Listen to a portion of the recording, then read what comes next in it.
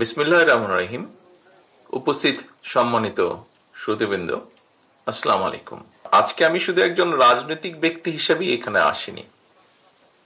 আমি এসেছি এখানে একজন ভাই, বন্ধু কিংবা অভিভাবক হিসাবে আপনাদের পাশে দাঁড়ানোর প্রত্যয় নিয়ে এবং আপনাদের প্রতিভা এবং আত্মনির্ভরশীলতা বিকাশে আমার ব্যক্তিগত রাজনৈতিক দায়বদ্ধতার জায়গা থেকে আজকে আমি আপনাদের পাশে দাঁড়ানোর চেষ্টা করেছি বা এখানে আমি উপস্থিত হয়েছি।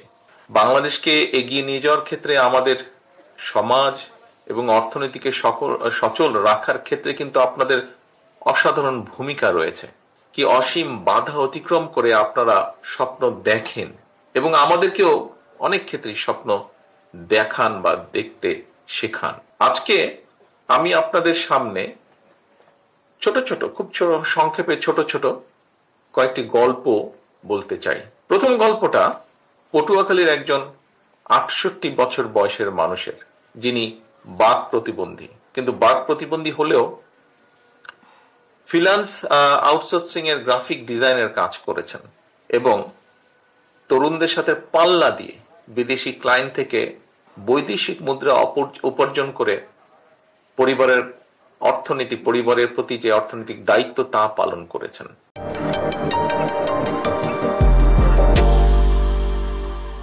দ্বিতীয় গল্পটি এক তরুণের, যার কোমর থেকে পা পর্যন্ত অবশ। শারীরিক প্রতিবন্ধতা তাকে শিখিয়েছিল যে আমার পা নেই তো কি হয়েছে, আমার হাত আছে। তিনি নিজের পছন্দের শখের কাজ, কাঠের শিল্পকলা, বিভিন্ন জিনিস তৈরির মাধ্যমে নিজের প্রতিভা প্রকাশ করতে শুরু করেন। প্রিয় ভাই বোনেরা, তৃতীয় গল্পটি মৌলভীবাজারের একজন দৃষ্টি প্রতিবন্ধী তরুণের, যিনি চা বাগানে এক শ্রমিকের সন্তান।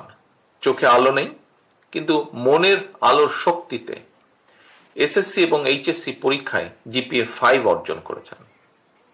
তার এই যে সংগ্রামী মনোবল আমাদেরকে শিখিয়েছে ইচ্ছা শক্তি এবং মেধা কখনো শারীরিক সীমাবদ্ধতার কাছে হার মানে না। এরপরে চতুর্থ যে গল্পটি এমন একজন মানুষের, যার চলার শক্তি নেই, একমাত্র ডান হাতের বৃদ্ধা আঙ্গুলটি নাড়াতে পারেন।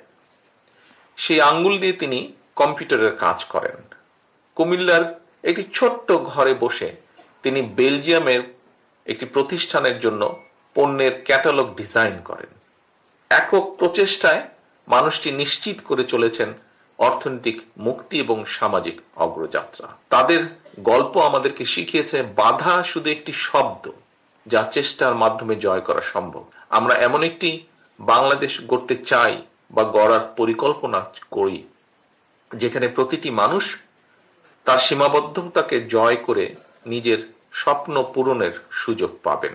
আমি একজন রাজনৈতিক কর্মী হিসাবে আপনাদেরকে প্রতিশ্রুতি দিতে চাই, আগামীর বাংলাদেশে শারীরিক সীমাবদ্ধতার কারণে যেন কাউকে বৈষম্যের শিকার না হতে হয়, পিছিয়ে না রাখে,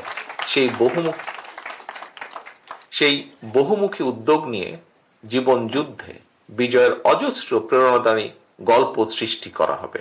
বাংলাদেশ জাতীয়তাবাদী দল বিএনপি জনগণের সমর্থনে রাষ্ট্র পরিচালনার দায়িত্ব পেলে আমাদের সর্বোচ্চ চেষ্টা থাকবে, আমরা সবসময় আপনাদের পাশে থাকব। প্রতিবন্ধী শিশুদের শিক্ষার বিষয়টি শিক্ষা মন্ত্রণালয়ের অধীনে আনার বিষয়টি বিবেচনা আমরা অবশ্যই করব।